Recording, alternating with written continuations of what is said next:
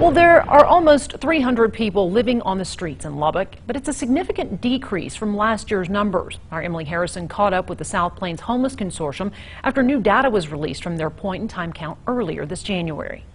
From 333 people to 293, the South Plains Homeless Consortium says any decrease in the homeless community is a step in the right direction. Every single one of us want to work to this number is 0.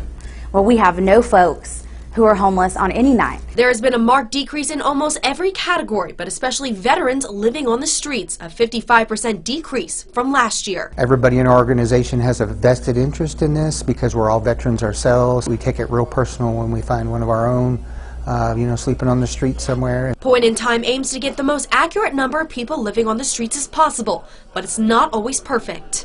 That day I think it was 23 degrees outside, and so you weren't able to find as many folks who are going to be outside because they have been sheltered. And so some of the rules for that count, kind of counteract of who we can count, who we can't count, even if we know that they are homeless. Even though it may not be the most accurate, it's still impactful. Lucas says those 12 veterans wouldn't have been found without Point in Time, and even if it's just for a dozen people, it's still worth it. We're never done looking, we're never done searching, there's always going to find them, but once we found them, we could immediately start addressing their needs instead of putting them on like, okay, let's put you on a wait list and you're going to have to wait 6 months, and we can immediately address them. Emily Harrison, KLBK News.